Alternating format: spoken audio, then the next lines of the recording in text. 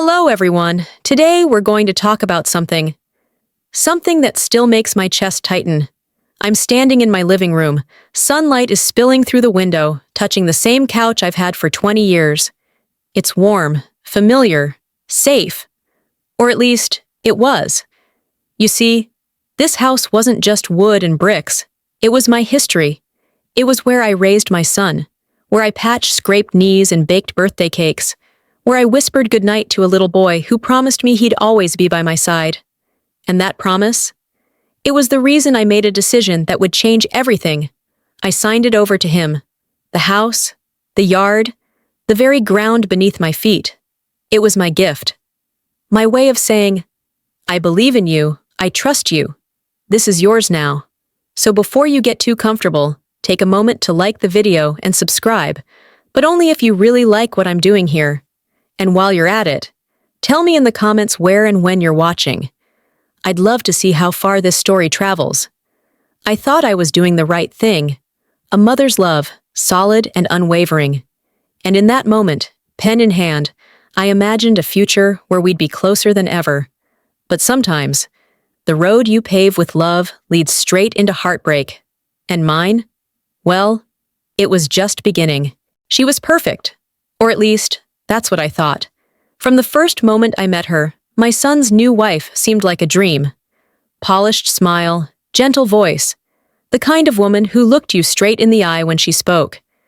She called me Mom from day one, brought flowers on Sundays, always offered to help with the dishes, even when I told her not to. I remember thinking, she's the daughter I never had. When they moved in, I imagined cozy dinners, laughter spilling from the kitchen, us building a home together. And for a while, that's exactly what it felt like. She'd bring me tea in the mornings, ask about my day, compliment the old photos on the wall like she genuinely cared about our memories. It made me proud. Proud of my son for choosing well. Proud of myself for raising a man who valued kindness. So when I handed them the deed, I didn't hesitate. I thought, this is the right thing. They promised nothing would change, not a single thing. But something did.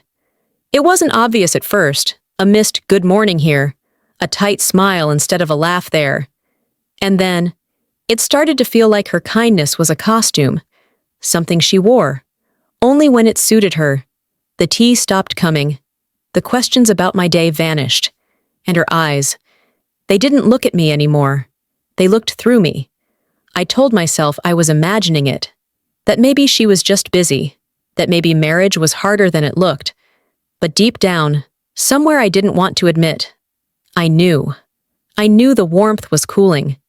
And once it was gone, I wasn't sure it would ever come back. It started small. So small, I almost missed it. The first time, she closed the kitchen door while she was cooking. I told myself it was because she didn't want the smell to spread. But when I walked in, she flinched, like I'd interrupted something. The second time, she and my son were laughing in the living room. I stepped in, smiling, and the laughter stopped. Just stopped. Like someone hit a switch. Little things, quiet things, but they stacked up, one on top of the other. She stopped inviting me to join their movie nights, stopped asking if I wanted anything from the store, stopped, looking happy to see me. And my son? He noticed. I could see it in the way his eyes darted between us, but he never said a word. Then came the first rule. I had always cooked Sunday dinner. It was our tradition.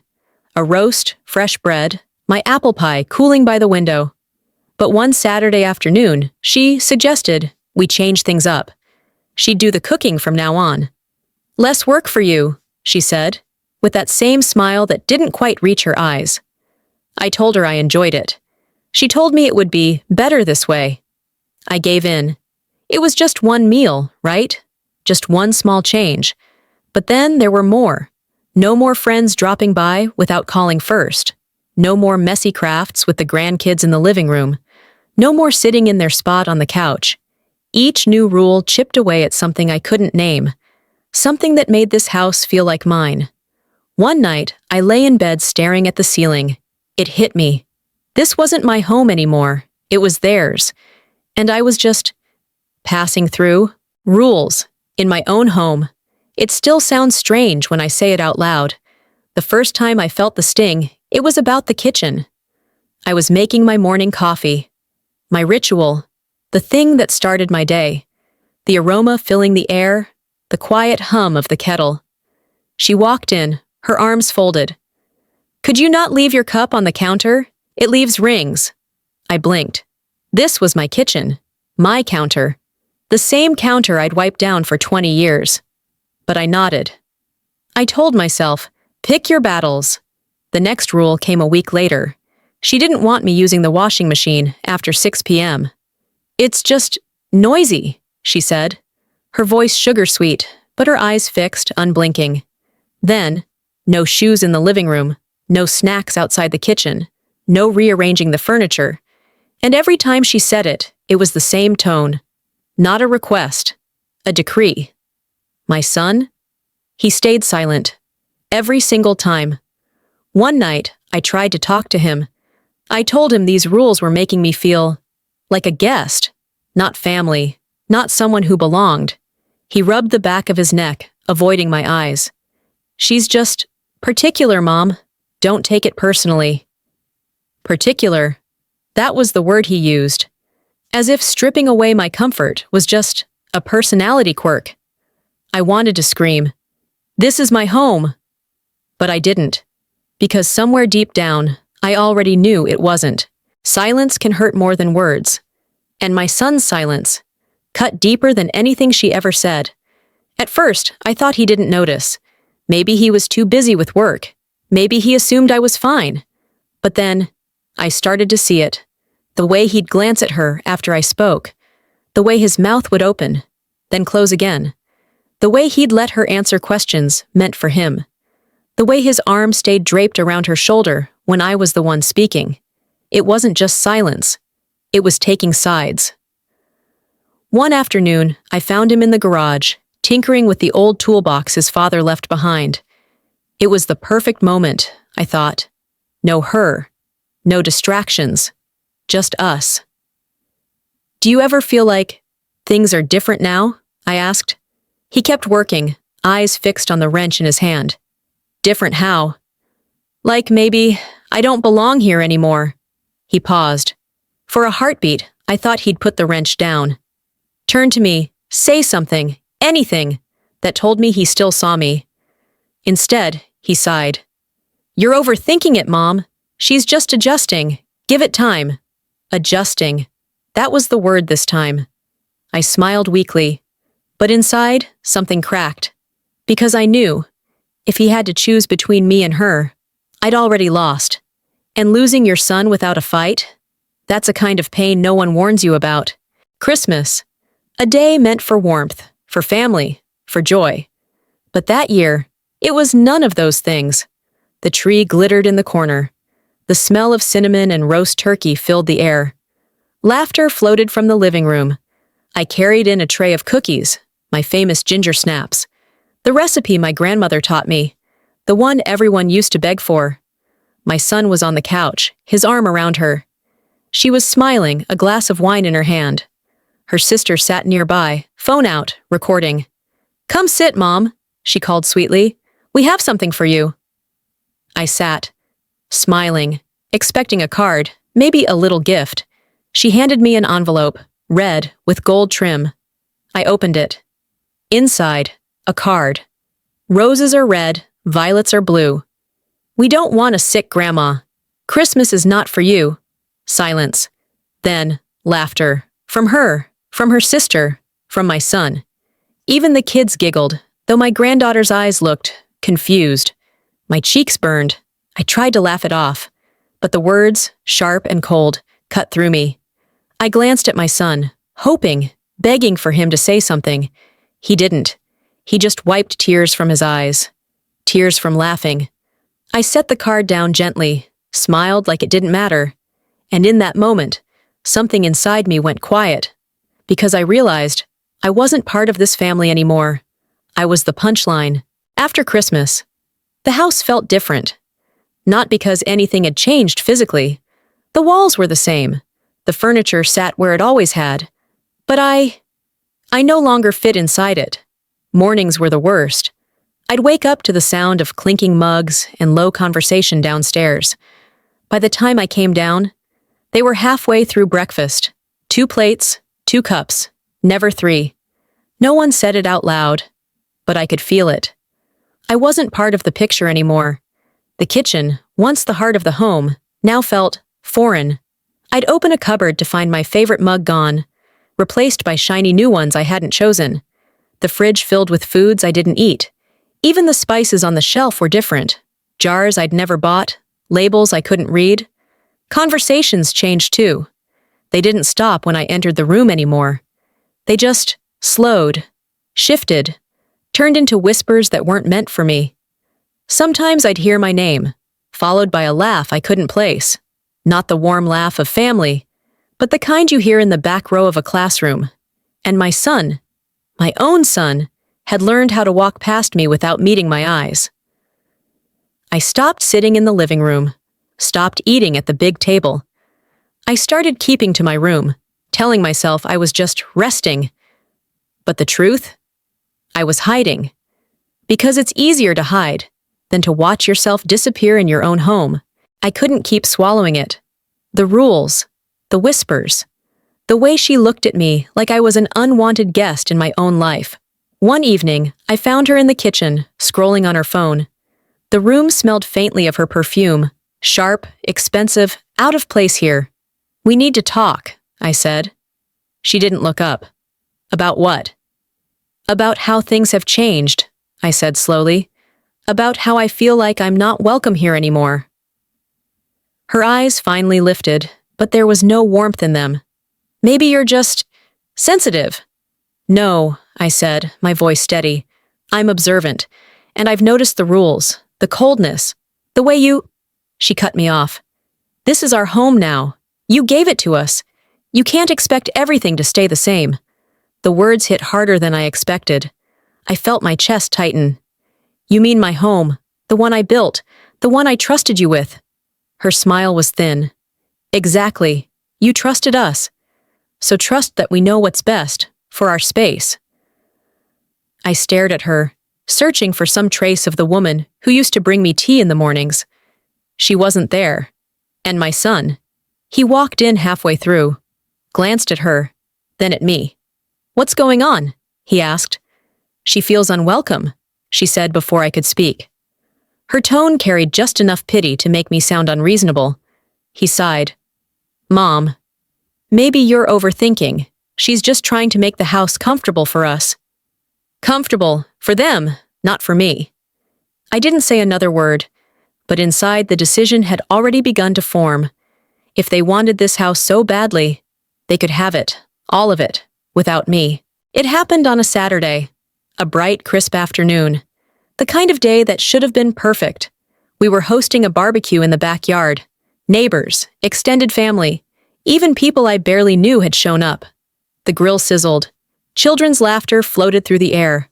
For a moment, I almost forgot how tense things had become. Until it happened. I was carrying a plate of burgers to the table. Halfway there, she called out, loud enough for everyone to hear. "Careful, Myrtle, don't drop them this time." Laughter rippled through the crowd. A few chuckles, a couple of side glances. Someone whispered, "Last time?" I froze. My hands tightened on the plate. She smiled sweetly, turning to her friends. "Last month she spilled an entire dish in the kitchen. Red sauce everywhere. Took me hours to clean." More laughter. I tried to smile, tried to play along, but the heat rose in my face. I set the burgers down, my hands trembling. "She means the sauce I cleaned," I said softly. But no one heard me. Or maybe no one cared to. My son was standing by the grill. He didn't look at me, didn't defend me, just kept flipping burgers like nothing was wrong. And in that moment, under the warm sun and the sound of forced laughter, I knew. I wasn't just unwelcome here. I was entertainment, a story to laugh about when I wasn't around. The pain hit like a weight in my chest. I excused myself quietly, went inside, and for the first time, I locked my bedroom door. That night, lying in the dark, I made up my mind. I would leave, not tomorrow, not next month, soon. Planning to leave wasn't something I could rush. If I did it wrong, they'd know, and I couldn't give them the satisfaction of watching me go. So I moved in silence. The first step was my savings. I visited the bank on a weekday morning when they were both at work, transferred what I needed into a separate account, one they didn't know existed. Next, my things. Not everything, just the essentials. A few clothes, my photo albums, the necklace my mother gave me when I turned 18. I packed them slowly, hidden in an old suitcase at the back of my closet. Then I started looking for a place. Somewhere small, quiet, close enough that I could still see the grandchildren if they ever wanted to see me. I found it one rainy afternoon, a modest apartment above a bakery, the kind of place that smelled like fresh bread at dawn. The walls were bare, but they felt safe. I signed the papers without telling a soul. At night, I'd sit in my room, listening to them laughing downstairs. I wondered if they'd even notice when I was gone. Part of me hoped they would. Part of me hoped they wouldn't. Every plan, every step, I kept to myself. Not even my closest friend knew, because this wasn't just about leaving a house. It was about reclaiming something I'd lost, my dignity, my peace, my right to feel at home, even if that home was somewhere else. And with each quiet preparation, I felt stronger. The day I left was quieter than I expected. No dramatic goodbyes, no last-minute confrontations, just the steady hum of a house that no longer felt like mine. I woke early, before the sun, before the sound of footsteps downstairs. I made myself a cup of coffee, in the one mug they hadn't replaced. I let the steam warm my hands. Let the moment linger. My suitcase was already packed. 2 bags. That was all. A lifetime of memories reduced to what I could carry. I walked through each room slowly. The living room, where my son had taken his first steps. The kitchen, where I'd spent Christmas mornings making cinnamon rolls. The hallway, where my hand had brushed that same spot on the wall for 20 years. Everywhere I looked, there was a shadow of me, but the shadows weren't enough to make me stay. I didn't leave a note, not yet. That would come later. When I reached the front door, I paused. The air outside felt cold, sharp, the kind that wakes you up whether you want it to or not. I turned the key slowly, once, twice. The lock clicked shut. For a moment, I froze. It hit me. This might be the last time I ever held this key. The last time I ever stood on this porch. I stepped onto the street. Each step away from the house felt heavier, but somehow lighter too. By the time I reached the bus stop, the sky was turning gold, and I told myself, whatever comes next, at least it's mine. The first day after I left, silence. No call, no message, not even a question about where I was. I told myself they were busy, that maybe they needed time to notice. By the end of the first week, I stopped pretending. The only sound in my little apartment was the creak of the bakery stairs in the morning and the soft clink of mugs downstairs as the baker's wife opened up. I checked my phone more than I wanted to admit. Once in the morning, once at night, just in case. On the 8th day, a message finally came. From her. It was short. Cold. You can pick up the rest of your things when you're ready. Let me know. No, how are you? No, are you okay? Just logistics. I stared at the screen for a long time. My fingers hovered over the keyboard. I wanted to write back. To ask her if my son even knew she'd sent it. To ask if she'd told him I was gone by choice. Or if she'd made it sound like I just disappeared. But I didn't send anything. I put the phone down. A few days later, I went back to collect what was left of me in that house. A box of winter coats, some books, a framed picture of my son at graduation. He wasn't there when I came. She was. Smiling, like she'd been waiting for this moment. She didn't offer to help, didn't say goodbye. Just watched me carry the last pieces of my life out the door. And as I closed the trunk of the car, it hit me. This was the end of something I'd spent decades building, and he hadn't even shown up to see it go. It was a neighbor who told me. I was walking home from the market, a paper bag of apples in my arms, when I heard someone call my name. Mrs. Langley, white hair tucked under a sun hat, the kind of woman who always knew everyone's business, crossed the street toward me. "I drove past your old place yesterday," she said. And then she hesitated, like she wasn't sure whether to go on. My chest tightened. "What about it?" "They sold it," she said quietly. "Sign's already down. New family moving in next week." For a moment, I couldn't breathe. Sold. Not rented. Not remodeled. Sold. I pictured them, my son and his wife, signing the papers, smiling for the real estate agent, pocketing the check. "How much?" I asked before I could stop myself. She named a number, higher than I'd ever imagined, enough to change a life. Mrs. Langley's voice softened. "They bought a new SUV. I saw them driving it yesterday, and a boat. I think they're keeping it at the marina." A boat. I stood there on the sidewalk, the bag of apples heavy in my arms, feeling the world tilt just a little. They hadn't called to tell me, hadn't asked if I wanted to see the house one last time, hadn't even thanked me. I managed a small nod to Mrs. Langley, told her I had to get home. When I shut the door behind me, I pressed my back against it and let the truth sink in. They hadn't just taken my home, they'd erased me from it. After the shock faded, I made a choice, not to forgive them, not to forget, but to choose myself. My little apartment above the bakery became more than just a place to sleep. It became mine. I bought a small table for the kitchen, secondhand, a little scratched, but sturdy. I put a vase on it, fresh flowers every week. Because I could. The bakery owners, Mr. and Mrs. Santos, started greeting me by name. They'd slip me a warm roll in the morning, refusing to take a single coin for it. I learned the rhythms of the street, the sound of children chasing each other after school, the clink of coffee cups at the cafe downstairs, the way the evening sun painted everything gold.